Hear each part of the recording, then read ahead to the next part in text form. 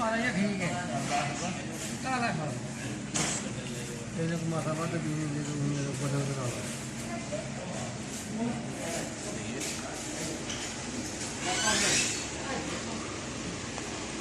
जी आज चलती भी निकी जी पार्टी अज दावत की भाई जी इत्थे ते अज जनाब चलने ते खाने जा टिक्के कबाब ते मच्छी ते साढ़े सिटी च मशहूर है अल मजाक अल अराकी मशहूर तो अल अराकी के नां तो ज़्यादा पता नहीं अराकी दे ने अराक दे ने तां ना रखेआ अंदर झंडा ही वैसे अराक दे लग्या है होटल दे विच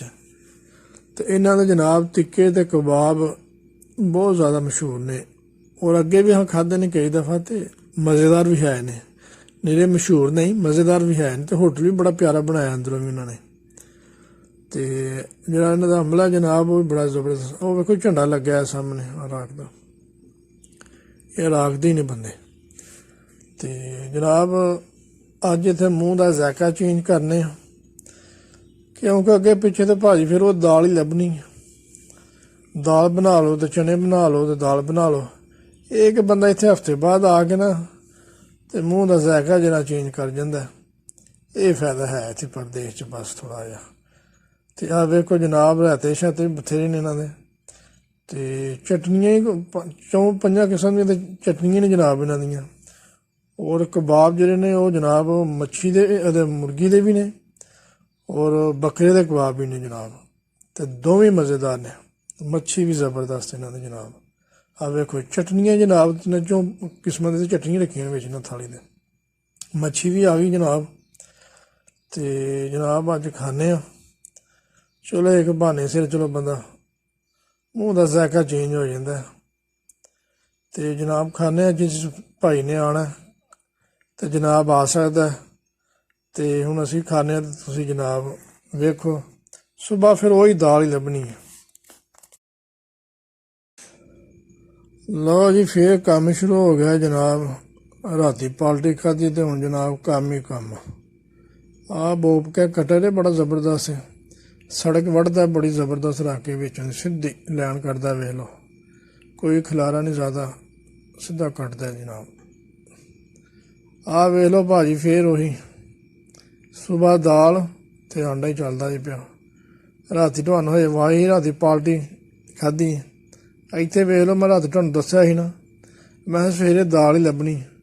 आ वेख लो तीन ने आ साढ़े इंडियन भरा ने ते जनाब तिन्ने इंडियन ने बंगला जबान इन्हां दी ते है इंडियन दे ने दाल ही दाल तो आ जनाब साढ़े को तो वैसे नहीं एड्डी खाधी जाती है क्योंकि दाल के सब्जी पा खाते तो फिर एड्डी नहीं खाती मैं तो फिर आंडे ना खा लेना आ वेखो आ रेहड़ी च बह इनू पता ही कोई नहीं ये बड़ा कम चोर है ये रेहड़ी च बह रहा बिच आ अस्सलाम वालेकुम जी की हाल चाल है ठीक और सब खैरियत है जी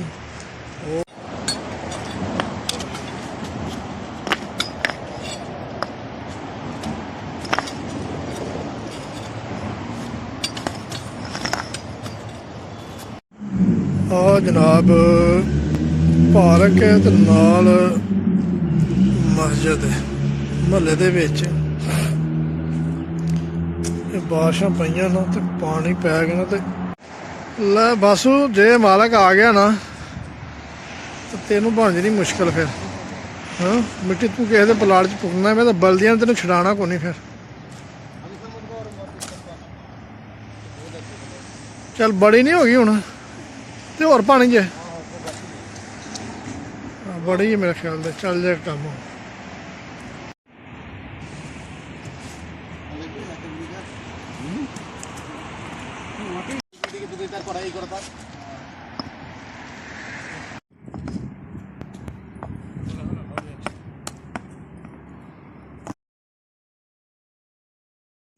लो जी जनाब आ तो गया जी मौके काम तो चलने हुण अगे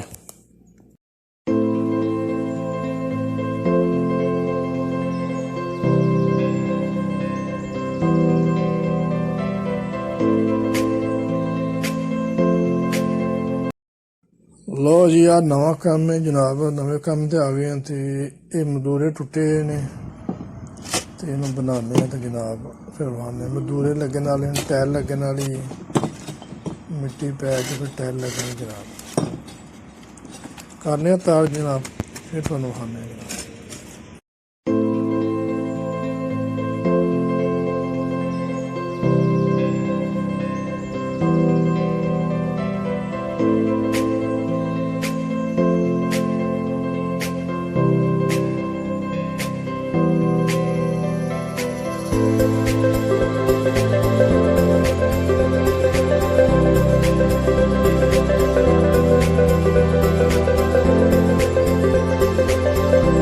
ਲਓ ਜੀ ਆ ਤਿਆਰ ਹੋ ਗਿਆ ਜਨਾਬ, ਜ਼ਬਰਦਸਤ ਸੋਹਣਾ ਲੱਗਦਾ ਪਿਆ ਜਨਾਬ, ਤਿਆਰ ਹੋ ਗਿਆ ਤੇ ਫਿਰ ਚੱਲਣਾ ਜਨਾਬ ਅੱਗੇ।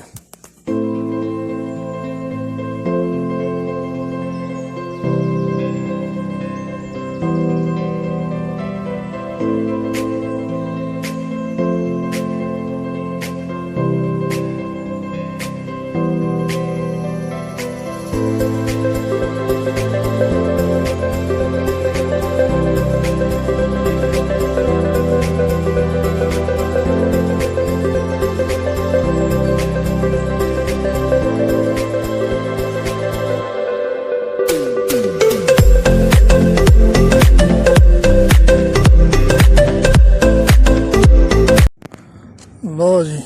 ਆ ਜਨਾਬ ਯੂ ਟਰਨ ਟੁੱਟਿਆ ਹੈ, ਮੇਨ ਸੜਕ ਹੈ, ਦੋਵਾਂ ਪਾਸੇ ਯੂ ਟਰਨ, ਉਹ ਸਾਹਮਣੇ ਵੀ ਤੇ ਇੱਧਰ ਵੀ, ਤੇ ਆਏ ਦਿਨ ਟੁੱਟਿਆ ਹੁੰਦਾ। ਅੱਗੇ ਵੀ ਕਿਤੇ ਲਾਇਆ ਸੀ ਯੂ ਟਰਨ, ਛੋਟਾ ਤੇ ਵੱਡੀਆਂ ਗੱਡੀਆਂ ਜਦੋਂ ਯੂ ਟਰਨ ਲੈਂਦੀਆਂ ਨੇ ਇੱਥੋਂ ਪਰਤਦੀਆਂ ਨੇ ਪਿੱਛੇ, ਤਾਂ ਜਨਾਬ ਟਰਾਲੇ ਜਿਹੜੇ ਨੂੰ ਤੋੜ ਕੇ ਉਹ ਮਾਰਦੇ ਨਹੀਂ ਪਤਾ। ਤੇ ਜਨਾਬ ਇਹਦੀ ਵੀ ਵਾਰੀ ਆ ਗਈ, ਇਹਨੂੰ ਵੀ ਲਾਉਂਦੇ ਆ। ਤੇ ਸਭ ਨੂੰ ਪਹਿਲਾਂ ਜੀ ਸੇਫਟੀਆਂ ਤੇ ਫਿਰ ਜਨਾਬ ਇਨਸ਼ਾਅੱਲਾ ਦੂਸਰਾ ਕੰਮ ਹੈ ਜੀ, ਕਿਉਂਕਿ ਸੇਫਟੀਆਂ ਲਾਣੀ ਲਾਜ਼ਮ ਹੁੰਦੀਆਂ, ਕਿਉਂਕਿ ਚੱਲਦਾ ਰੋਡ ਹੁੰਦਾ ਔਰ ਬਾਅਦ 'ਚ ਮੁਸ਼ਕਿਲ ਹੋ ਜਾਂਦੀ ਹੈ, ਗੱਡੀ ਗੁੱਡੀ ਵੱਜ ਜਾਂਦੀ ਨਾਲ, ਤੇ ਇਹ ਲਾਜ਼ਮ ਨੇ। ਵੇਖੋ ਨਾ ਟ੍ਰੈਫਿਕ ਵੀ ਜਾਂਦਾ ਹੀ ਹੈ, ਗੱਡੀਆਂ ਵੀ ਜਾਂਦੀਆਂ ਫਿਰ ਲੰਘ ਕੇ, ਤੇ ਕੰਮ ਵੀ ਆ ਵਿੱਚ ਹੀ ਕਰਨਾ ਇਹਦੇ, ਇਸ ਵਾਸਤੇ ਸੇਫਟੀ ਲਾਜ਼ਮ ਹੈ। ਠੀਕ ਹੈ ਜਨਾਬ, ਹੁਣ ਜਨਾਬ ਅਸੀਂ ਲਾਉਂਦੇ ਹਾਂ ਤੇ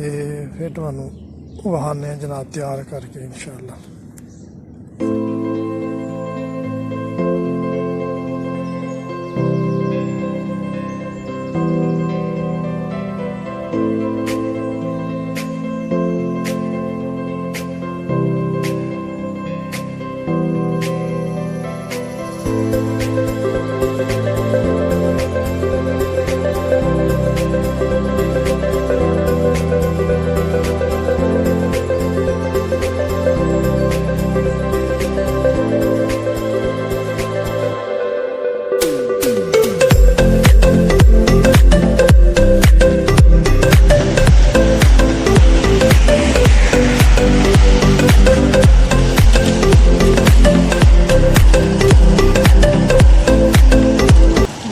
ਭਾਜੀ ਆ ਵੇਖ ਲਓ, ਇਹ ਗੱਡੀ ਦੇ ਵਿੱਚ ਹੀ ਜਨਾਬ ਪਾਣੀ ਫਿਕਸ ਕੀਤਾ, ਵੇਖ ਲਓ ਲਾਗ ਲੱਗਾ, ਵਿੱਚ ਟੈਂਕੀ ਰੱਖੀ ਹੈ। ਤੇ ਆਹ ਮਸਾਲਾ ਬਣਾਉਣ ਦਾ ਤਰੀਕਾ ਜਨਾਬ, ਰੇਹੜੀ ਦੇ ਵਿੱਚ ਹੀ ਰੇਤ ਤੇ ਸੀਮਿੰਟ ਪਾ ਕੇ ਤੇ ਜਨਾਬ ਇਹਦੇ 'ਚ ਲਾਇਆ ਪਾਣੀ ਵਾਲਾ, ਅੰਦਰ ਟੈਂਕੀ ਰੱਖੀ ਤੇ ਲਾਗ ਲਾਇਆ, ਵੇਖ ਲਓ ਦੇਸੀ।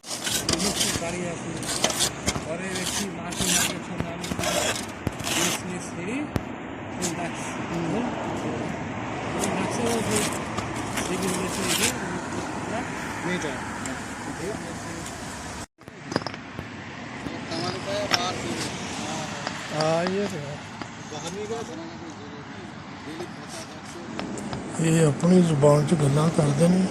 ਮੈਨੂੰ ਇਹਨਾਂ ਦੀ ਕੋਈ ਨਹੀਂ ਸਮਝ ਲੱਗਦੀ, ਤੇ ਜਦੋਂ ਮੈਂ ਪੰਜਾਬੀ 'ਚ ਕਹਿ ਰਿਹਾ ਤਾਂ ਇਹਨਾਂ ਨੂੰ ਸਮਝ ਕੋਈ ਨਹੀਂ ਲੱਗਦੀ।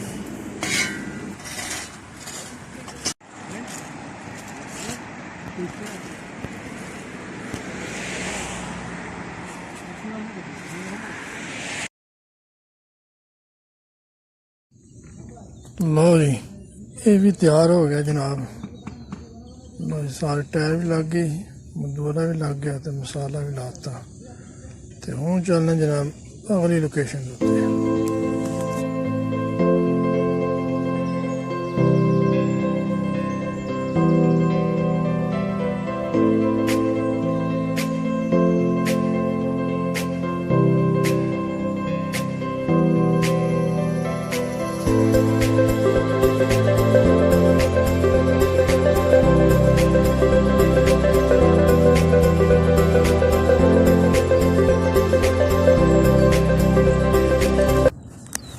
ਲਓ ਜੀ, ਇਹ ਜੇ ਮਕਬਰਾ ਸਲਮੀਆ ਸਾਡੇ ਪਾਕਿਸਤਾਨ 'ਚ ਤੇ ਜਨਾਬ ਇਹਨੂੰ ਕਬਰਸਤਾਨ ਆਂਦੇ ਨੇ ਤੇ ਇੱਥੇ ਮਕਬਰਾ ਆਂਦੇ ਨੇ ਤੇ ਮਕਬਰੇ ਦਾ ਨਾਂ ਹੈ ਅਲ ਸਲਮੀਆ। ਤੇ ਜਨਾਬ ਆ ਵੇਖ ਲਓ ਬੰਦੇ ਲੱਗੇ ਨੇ ਕਬਰਾਂ ਕੱਢਦੇ ਨੇ, ਬਲਦੀਆ ਦੇ ਬੰਦੇ ਨੇ ਵੀ ਤੇ ਪਹਿਲੋਂ ਹੀ ਐਡਵਾਂਸ ਸੀ ਤਕਰੀਬਨ 10-15 ਜਿਹੜੀ ਨਾ ਕਬਰਾਂ ਕੱਢ ਕੇ ਰੱਖਦੇ ਨੇ। ਤੇ बड़ा बड़ा कब्रिस्तान है ये जी, आखिरी आरामगाह है उन्होंने बंद वास्ते जिन्होंने अमाल अच्छे ने। अक्सर उत्थे पाकिस्तान में पढ़े ना, वो कब्रिस्तान जाने तो पिछे ना लोहे की पट्टी बना के लाया होंगे किसी ने आखिरी आरामगाह उन्होंने बंद वास्ते जिन्होंने अमाल अच्छे ने, और जिन्होंने अमाल अच्छे नहीं है अल्लाह ताला माफ़ करे, उन्होंने वास्ते बहुत ही खतरनाक जगह जनाब। और जिन्होंने बंद के अमाल अच्छे ने उन्होंने वास्ते बड़ी पुरसकून वाकई आरामगाह आराम करते हैं पे, और जिन्होंने अमाल अच्छे नहीं है तो उन्होंने वास्ते बहुत ही मुश्किल जगह जी है। अल्लाह ताला सानू कबर की आखिरत की तैयारी करने की तौफीक फरमाए, आमीन। वरना ये आरामगाह तो वाकई है भी, पर उन्होंने बंद वास्ते जिन्होंने अमाल अच्छे ने। अल्लाह ताला पूरी उम्मत मुसलमानों की मगफरत फरमा दे, आमीन। तो जनाब बड़ा बड़ा ग्राउंड है और निज़ाम इदा है कि जनाब एक लाइन 125 कबर ने जनाब, और दूसरी साइड जो 50 नंबर है अद्ध आ गया। तो जनाब कोई भी जिस टाइम मर्जी तुसी आओ अपनी कबर का नंबर और लैन नंबर दसो तो तुहानू निशानदेही कर देंगे। अगर वो कबर थोड़ी बहुती मिट्टी उतों डिग भी हट भी गई ना तो तुसी वेखो कबर सारा तकरीबन मट्टी पई उत्ते और उत्ते बजरी पाई है तो दसणगे सारा। तो लाइटां भी लगी ने जनाब, और रात में जो मैयत आती है वो वास्ते इंतजाम है लाइटां का भी। तो बड़ा ज़बरदस्त पूरा निज़ाम जो बल्दिया ने जनाब कंट्रोल से। और अल्लाह ताला जी माफ़ करे जी कबर के अजाब तो बजाए हर किसी ने, और अल्लाह ताला सानू नेक काम करने की तौफीक दे जी, आमीन जी। ठीक है जनाब, बड़े बड़े मेहरबानी जनाब, मेरे चैनल सब्सक्राइब कर दो तो मिलने इंशाअल्लाह अगले किसी और वीडियो दे। ओके जी, खुदा हाफिज़ जी, अल्लाह ने के बाद जी।